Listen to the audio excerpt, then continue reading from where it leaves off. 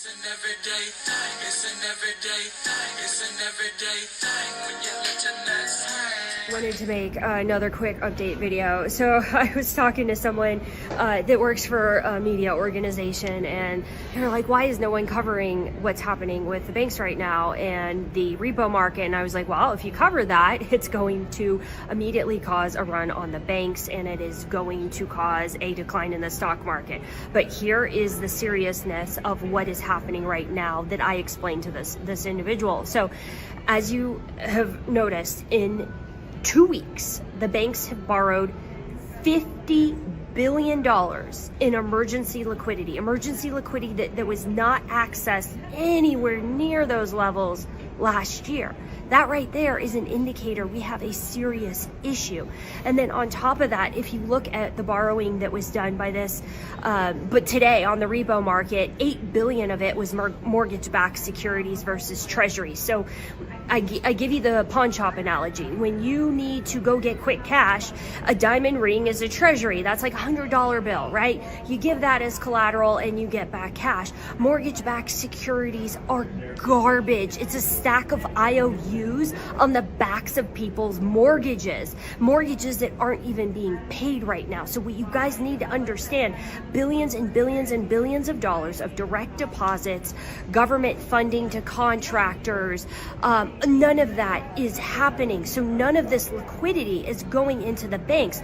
Worse yet, because a lot of individuals work for the government or work for the military, they cannot pay loans back. So they can't pay car loans, they can't pay credit cards, they can't pay mortgages. That's how banks get cash back. So if banks are not getting direct deposits from the government and no funding from any government source at this point in time, and they're not receiving paybacks on loans, and all that's happening is people are taking cash out. They're taking cash out of their various banks to cover rent, to cover mortgage, to cover car loans. That's why this November 1st date is so fucking dangerous, because car loans are due on the 1st, mortgages are due on the 1st, credit cards are due on the 1st. And so all the direct deposits that are not showing up from the federal government workers to contractors to any other agency that's not getting paid. I don't know about the military yet. I still don't know if they were able to come up with the $9 billion, but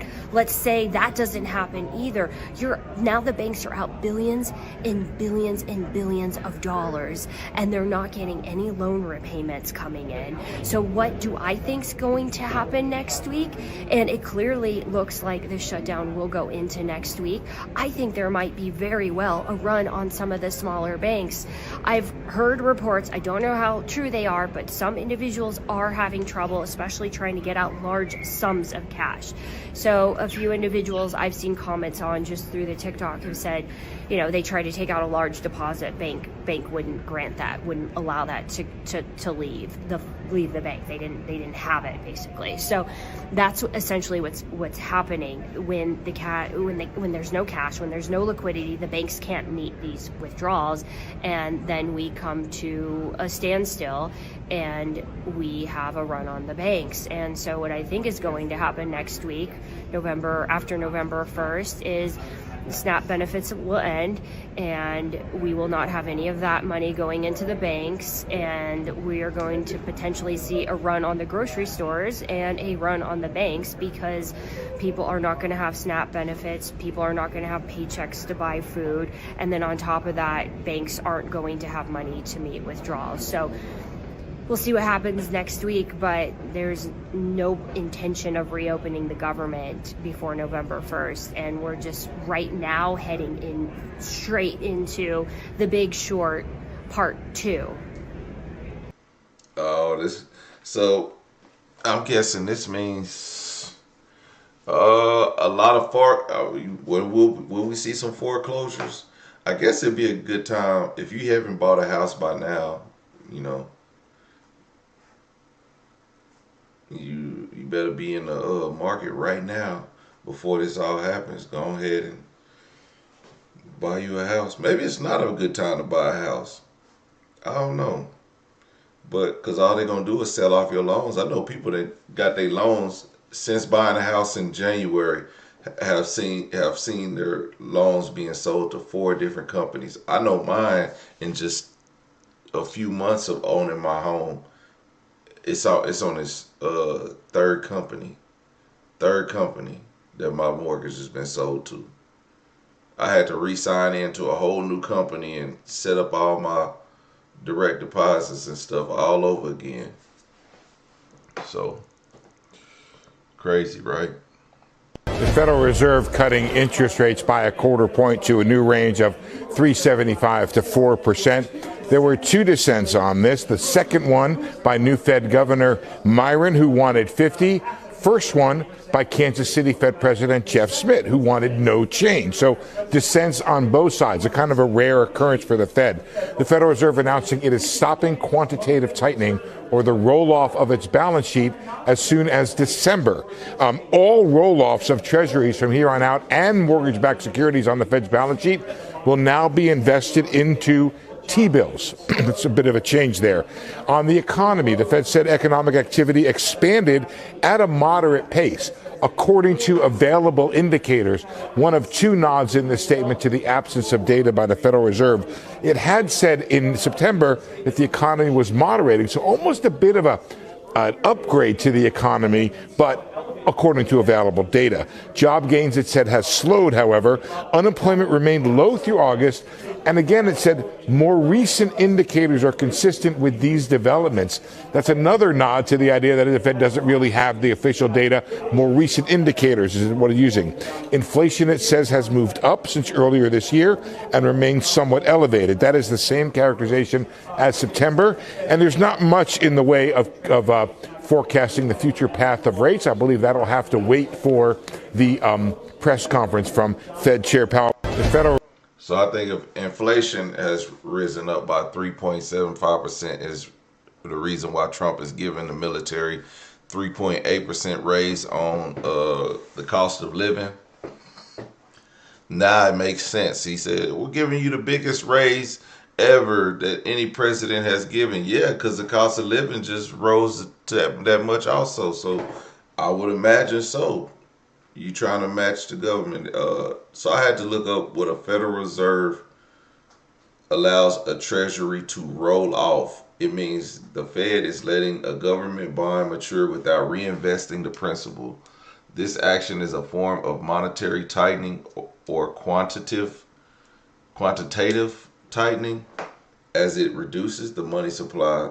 This is the opposite of quantitative easing, where the Fed buys bonds to increase the money supply. Yeah. In support of our goals and in light of the balance of risks to employment and inflation, today the Federal Open Market Committee decided to lower our policy interest rate by a quarter percentage point. We also decided to conclude the reduction of our aggregate securities holdings as of December 1. I will have more to say about monetary policy after briefly reviewing economic developments. Available indicators suggest that economic activity has been expanding at a moderate pace. GDP rose at a 1.6% pace in the first half of the year, down from 2.4% last year. Data available prior to the shutdown show that growth in economic activity may be on a somewhat firmer trajectory than expected, primarily reflecting stronger consumer spending. Business investment in equipment and intangibles has continued to expand, while activity in the housing sector remains weak. In support of our goals and in light of the balance, the shutdown of the federal government will weigh on economic activity while it persists, but these effects should reverse after the shutdown ends. In the labor market, the unemployment rate remained relatively low through August. Job gains have slowed significantly since earlier in the year. A good part of the slowing likely reflects a decline in the growth of the labor force due to lower immigration and labor force participation, though labor demand has clearly softened as well.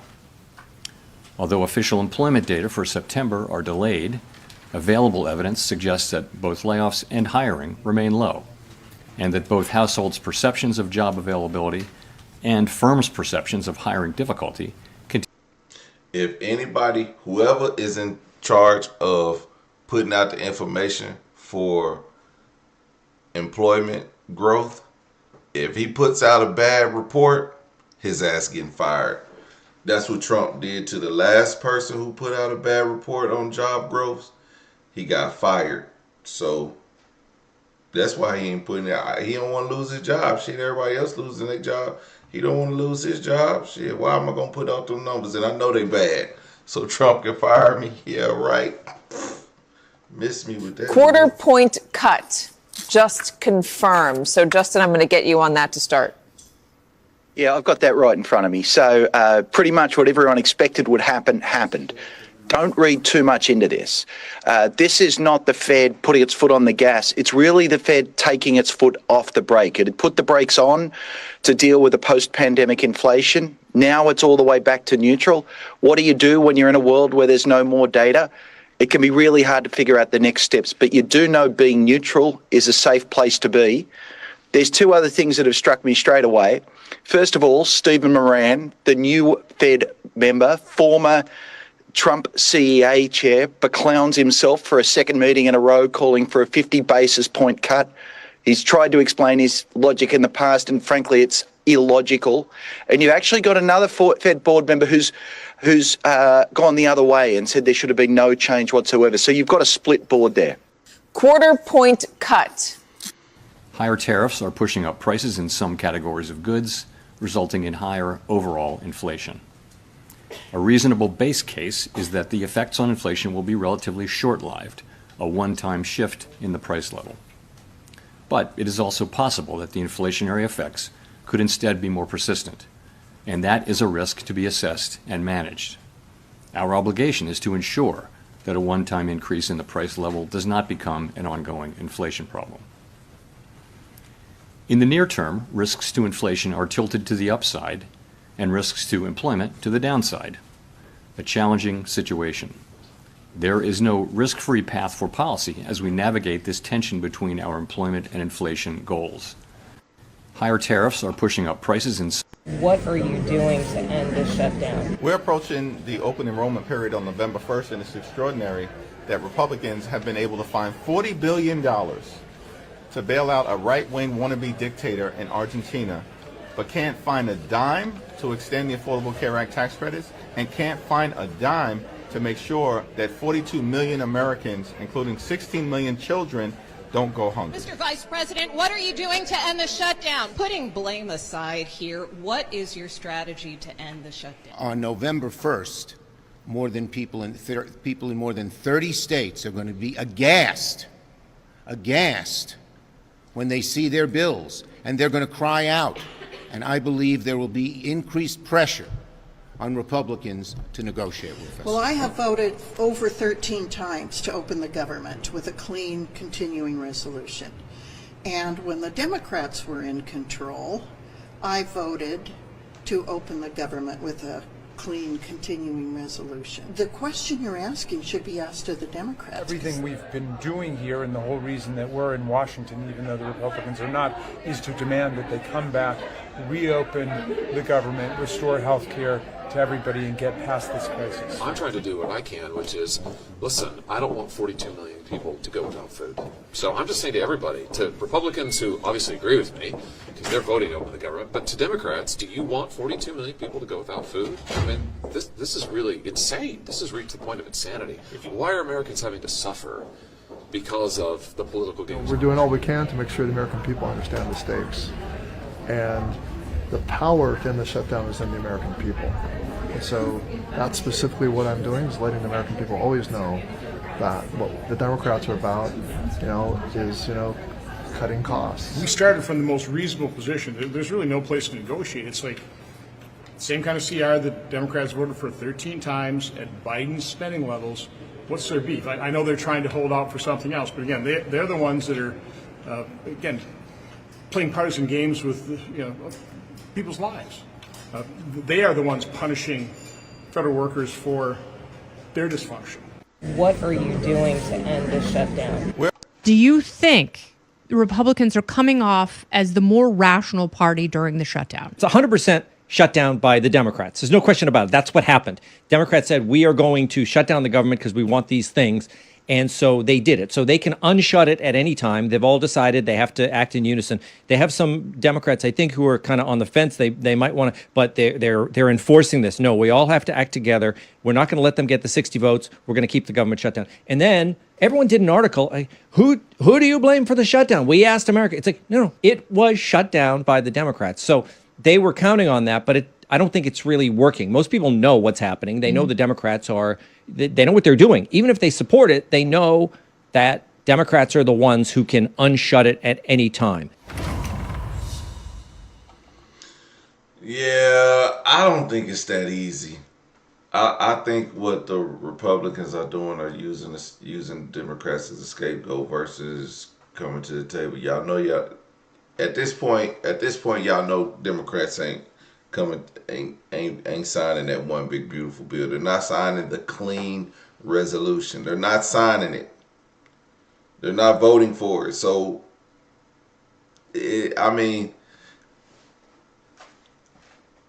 if what is happening right now is because of the Democrats, and they could have signed this bill 29 days ago, or the clean resolution, however many days when they presented it, if they could have signed it and then they end up signing it and we don't see a change, then it'll absolutely fall on the Democrats.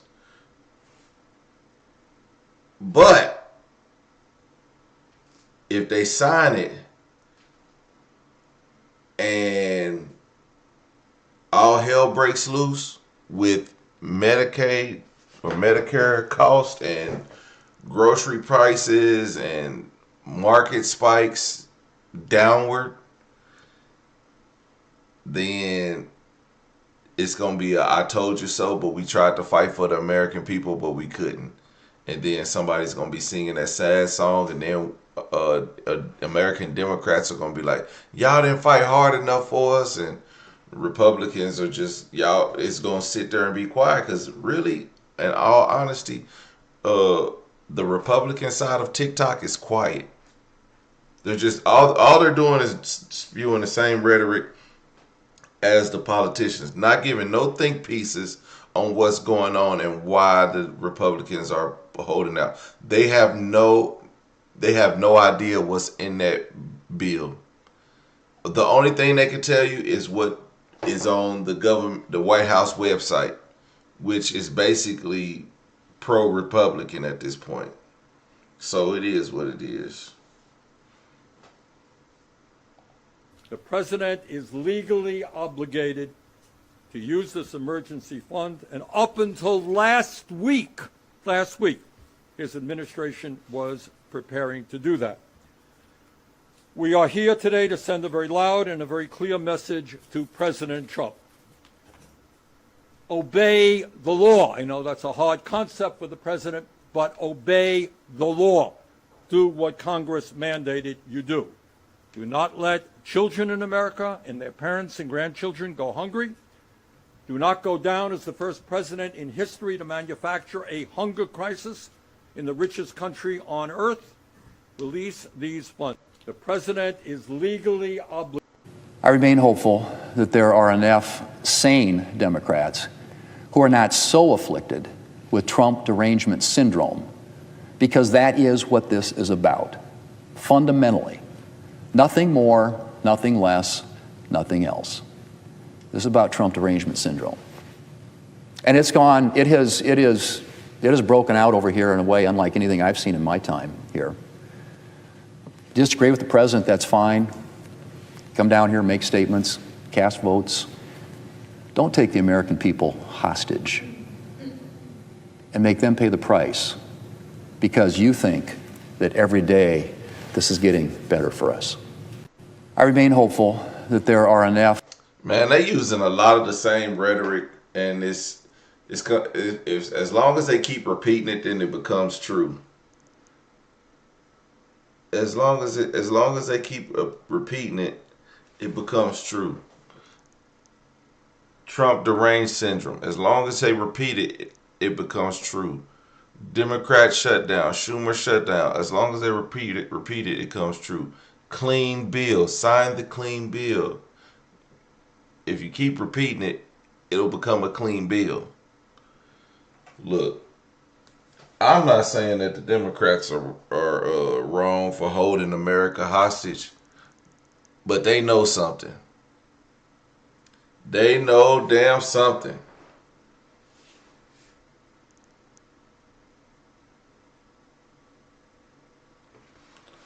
Politics is a team sport, and everybody want to be the star player at this point. How many star players do we got? Mike Johnson, John Thune, Mitch McConnell, Chuck Schumer, Hakeem Jeffries.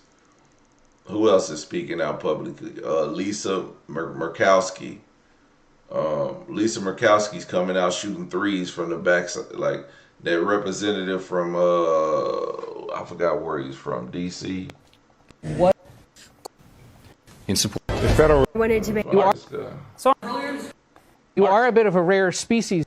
Kevin Kiley. Now he's like rookie of the year for California, Republican representative. Like everybody wants to be a star player. Everybody wants to come in and get their plays off of the bench.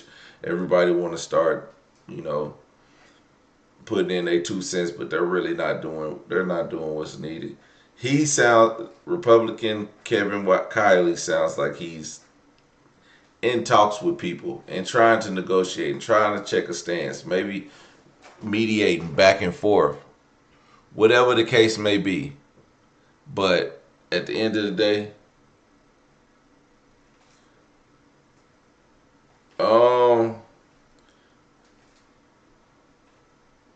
I did say the Democrats were weak. I did say that, but it's more than just this shutdown. They're holding off strong. I get it. Like I said, I get it, and this is how you want them to fight. But at this point, this ain't the fight that I wanted to see. But now it's a fight that's happening, and they're standing up, and I get that.